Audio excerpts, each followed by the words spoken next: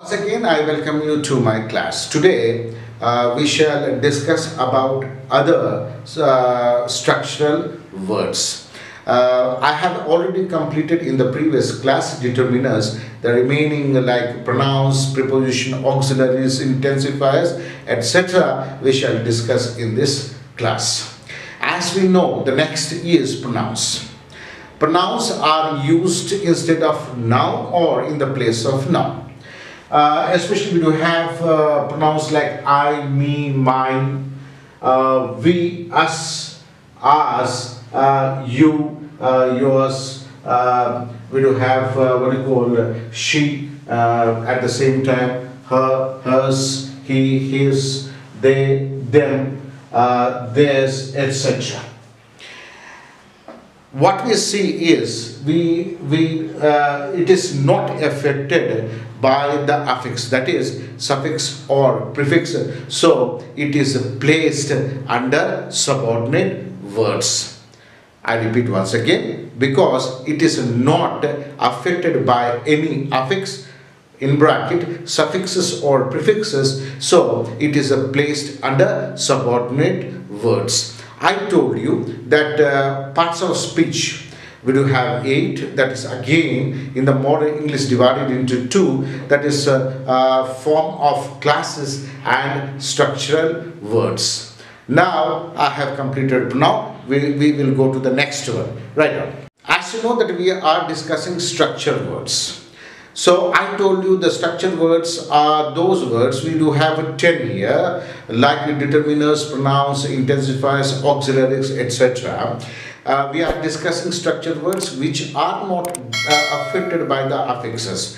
In that we do have prepositions. I have taken some of the prepositions here on the board. We do have at, in, with, without, into, after, for, under.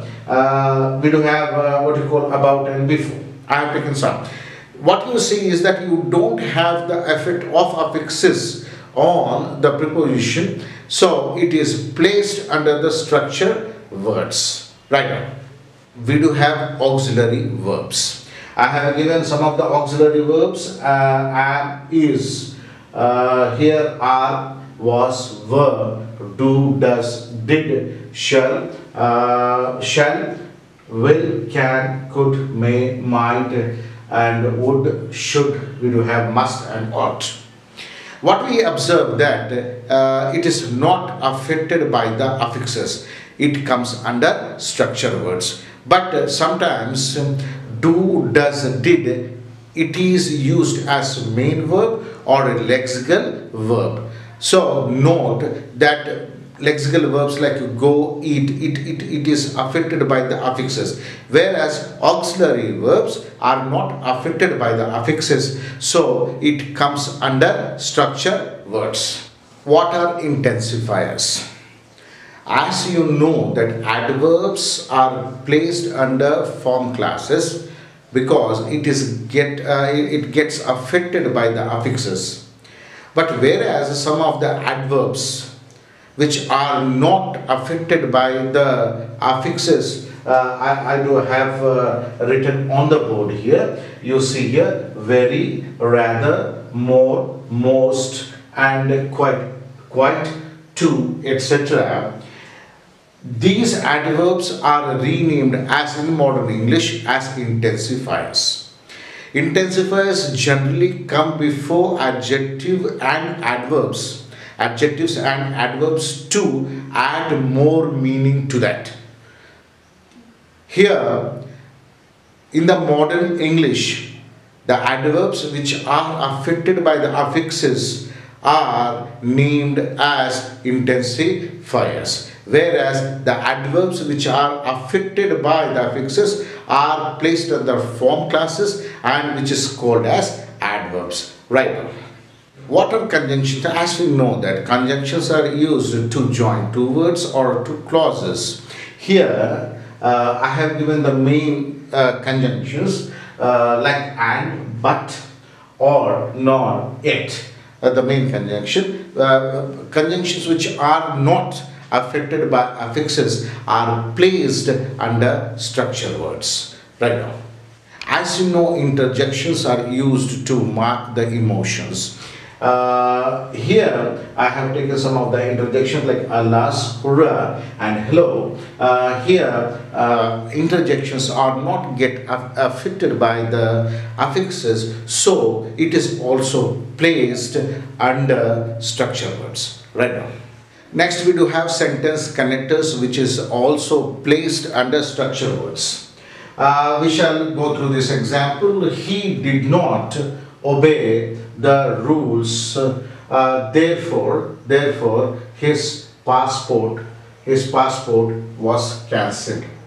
Here therefore.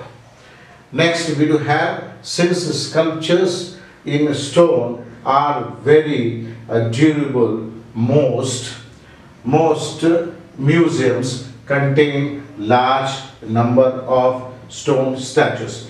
Here since. Sentence connectors are those words which connects two independent sentences or two main sentences. So they are called sentence connectors. We do have other sentence connectors like hence, so, but, yet.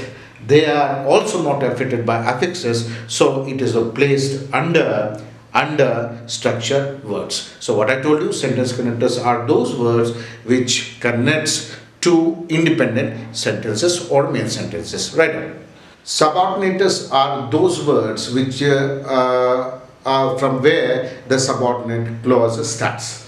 You see the example here. He did not go to school because he was ill. Here, from here, because the subordinate clause begins, so it is called as subordinators. You see the second example, I shall go before he comes. Before here is the subordinator, because from there the subordinate clause begins. Another example, wait till I return. Here, till I return, from where the subordinate clause begins. Another fourth example, I don't know